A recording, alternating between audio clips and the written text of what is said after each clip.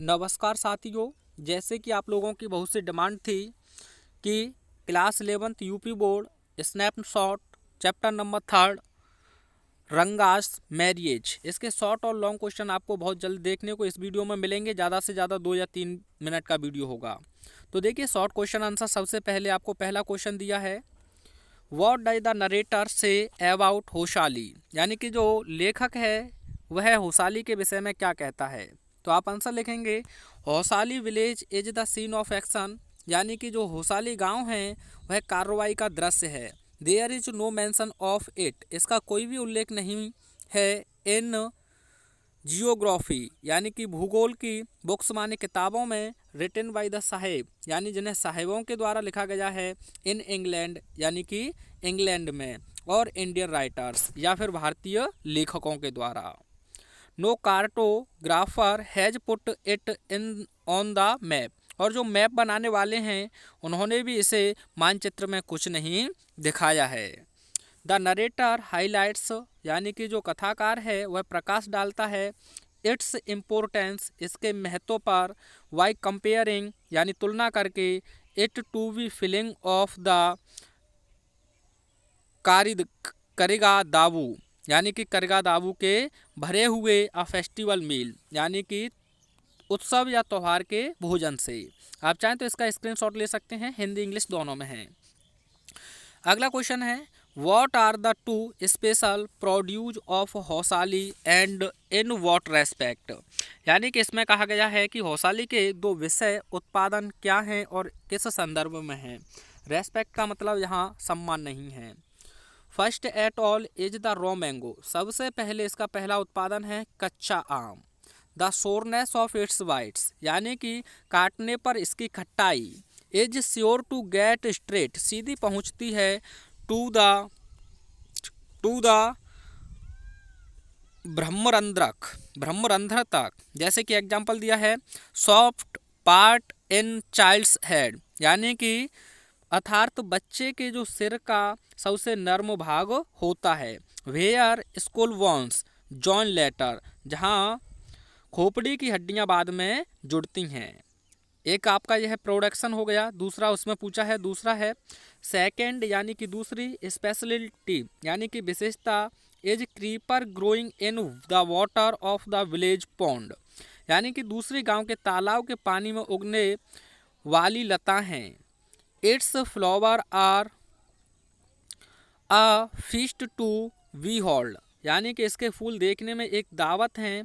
You can serve afternoon meal to whole family on its two leaves, यानी आप पूरे परिवार को दोपहर का भोजन इसकी 2 पत्तियों पर परोस सकते हैं। आप चाहें तो इसका भी एक स्क्रीनशॉट ले सकते हैं।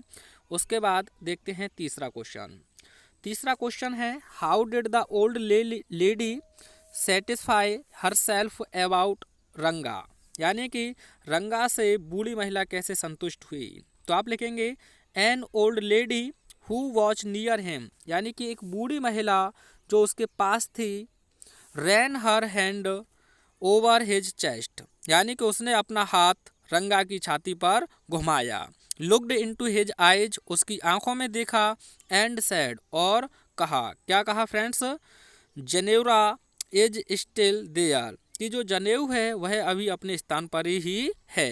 ही हैजंट लॉस्ट हिज कास्ट, यानी कि उसने अपनी जाति की नहीं खोई है। She went away soon after that by being satisfy, इसके बाद वह संतुष्ट होकर शीघ्र ही वहाँ से चली गई। आप चाहें तो इसका भी स्क्रीनशॉट ले सकते हैं। आपका सेकंड लास्ट क्वेश्चन है, how did the narrator let Ranga have a glimpse of Ratna, यानी कथाकार ने रंगा को रत्ना की झलक कैसे दिखाई। तो आप इसका आंसर लिखेंगे, द नरेटर अरेंज्ड, यानी कि जो कथाकार था उसने व्यवस्था की, द मीटिंग, यानी कि मुलाकात की, वेरी सिस्टमिकली, यानी कि व्यवस्थित तरीके से। फर्स्ट पहले ही कॉल्ड रत्ना, उसने रत्ना को बुलाया, on the pretext of sending water milk through her, यानी कि सबसे पहले उसने रत्ना को पूर्व परीक्षण के लिए किसी माध्यम से छाछ भेजने के बहाने बुलाया, यानी कि जहाँ जो आपकी इंग्लिश लिख रही है वाटर मिल्क, इसका मतलब होता है छाछ। देन तभी ही asked her to sing a song, तभी उसने एक गीत गाने के लिए उससे कहा। मीन वाइल इसी बीच रंगा यानी कि रंगा who had he had sent for, उसे भेज दिया गया, रीच द डोर यानी कि दरवाजे तक, यानी कि इसी बीच उसने रंगा को भी बुला लिया और वह दरवाजे पर पहुंच गया। ही बिकेम क्यूरियस, वह जिज्ञासु हो गया, टू सी द सिंगर, उस गायकी को देखने के लिए, एंड पीप्ड इन, और उसने अंदर झांका। His presence at the door blocked the light, यानी कि उसकी उपस्थिति ने दरवाजे पर ही प्रकाश रुक गया। एंड रत्ना स्टॉप्ड सिंगिंग एब्रुप्टली, और जो रत्ना थी उसने गाना बंद कर दिया। आप चाहें तो स्क्रीनशॉट ले सकते हैं। और आपका अंतिम क्वेश्चन है शॉर्ट का, how did the narrator handle Ranga's inquiries about Ratna, यानी कि रत्ना के विषय में कथाकार ने रंगा के प्रश्नों का कैसे जवाब दिया।